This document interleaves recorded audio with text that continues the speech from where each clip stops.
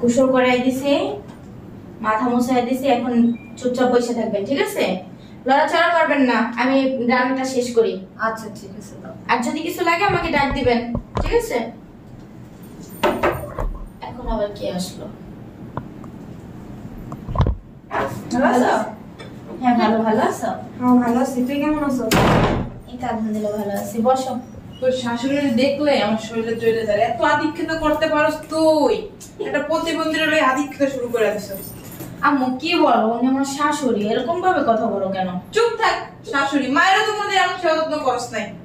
তুমি তো মাশাআল্লাহ সুস্থ আছো, আমার শাশুড়ি তো অসুস্থ, বুঝতে হবে তো। আর তুমি একটা জিনিস দেখছো আম্মু, ওর চেহারা শরীর কি অবস্থা করে ফেলছে। প্রতিবন্ধী সেবা করতে করতে আমার মেয়ে কি এরকম ছিল? হুম, আপনি কি নিজে করতে পারেন না?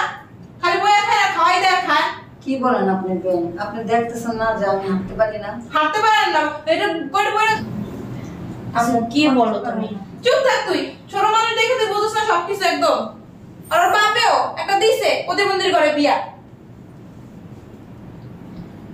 আচ্ছা তোমরা বসো, আমি নাস্তা নিয়ে আসি। হ্যাঁ একটু কাজ কাম কইরেন, আমার মায়ের একটু শান্তি দিয়ে। বইয়া বইয়া হাতের মতো খাইয়েন না। শরীরটা তো বানাইছে না। বেন সাহেব, আপনি অনেক অতিরিক্ত কথা বলেন। এত কথা আপনার বলা দরকার নাই তো। আপনি আমাদের বাড়ির মেহমানের মতো থাকবেন। আমি হাঁটতে পারি না পারি এটা আমার ব্যাপার। আর এই সংসারের মালিক হইছি আমি। আমি যেভাবে বলবো আমার সবাই সেভাবে চলবে। প্রতিবন্ধী সব কত এবারের মালিক। দুদিন পর মরে গেল আমার মাইয়াই হবে এবারের মালিক। মুখে মুখে তর্ক করেন। এত বোনেরা ডাকতো তো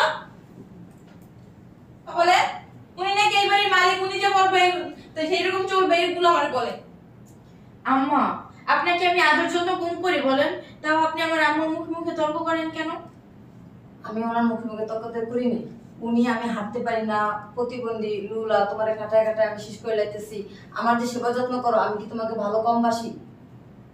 আর আম্মু তুমি তো দেখতেছো তার পায়ে সমস্যা, সে হাঁটতে পারতেছে না, এই জন্য সে না আমি করতেছি। আগে তো ভালোই ছিল, বলো। তুমি তো প্রতিবন্ধী না, কি বলবে? তুমি একটু বেশি কথা বলো। তোমার মাইয়া দরদ একদম উতলায় পড়ে শাশুড়ির জন্য, তোমার জন্য আর আমার জন্য আর দরদ আছে? আপনাদের কি সেজন্য হিংসা হচ্ছে? শাশুড়ি দুর্নীতি মানে তোর একারই আছে, আর আপনি কম কথা বলেন। ওর জেনে যা লাগতেছে সবকিছু তো আমরা দিতে। আপনারা দিবেন নাকি আমরা দিব নাকি? তাহলে সেবাটাও তো আমাদেরই করবে নাকি আপনাদের করবে? এখন বলে তুমি চুপ করো। তুমি ছোট মানুষের মতো থাকো। বড় মানুষের মাঝে তুমি কথা বলো কেন? এই তো কথা বলে। চুপ করো তুমি। তুমি ছোট মানুষের বড় মানুষের মধ্যে কথা বলো কেন? আর এত বেশি ভালো না লাগলে না আমাদের বাসায় আসবে না। কত বড় কথা! আমার বড় বোনের মতো থাকবি, আমার সংসারে তুই কোনো নাক গলাবি না, বুঝতে পারছস? আর আমার শাশুড়ির আমি কি করব না না করব সেটা এখন তো আমার ব্যক্তিগত ব্যাপার, এটা তোদের কাছ থেকে আমি পারমিশন নেব না। তুই এর জন্য তো বড় বোনকে হাত ধরবি? আম্মু তুমি চুপ থাকো, তুমি অনেকক্ষণ তুমি আমার শাশুড়িকে অনেক অপমান করতেছো, আমি শুনতেছি, শুধু কিছুই বলতেছি না, কারণ তুমি আমার মা, তার জন্য তোমরা দয়া করে আমার বাসা থেকে বের হয়ে যাও, আর কখনো তোমরা আমার বাসায় আসবে না। তোমরা বলতে বাধ্য করছো। শাশুড়ির জন্য দশ উতলাই পড়ে। তুমি যাবা নাকি থাকবা? আমি চলে যাবো, আমি আর কোনোদিন ওর বাসায় আসবো না। আসিস না, আসার কোনো দরকার নেই তোদের। তোর মতো মেয়ে আমার লাগবে না। আমি জানবো আমার কোনো মেয়ে নাই, এই একটাই মেয়ে। আচ্ছা যাও, আমার বাড়িতে এসে আমার শাশুড়িকে অপমান করবে, আমি কিছু বলবো না।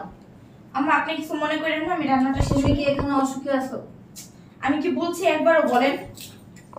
তোমার মার কথাবার্তা যদি কানে নিতে না, তাহলে সত্যি সংসার অশান্তি হইতো। আচ্ছা থাক, বাদ দেন আম্মা, আমি রান্নাটা শেষ করি, আপনি বসেন, আচ্ছা যাও। আমি নাস্তা দিয়ে যাইতেছি।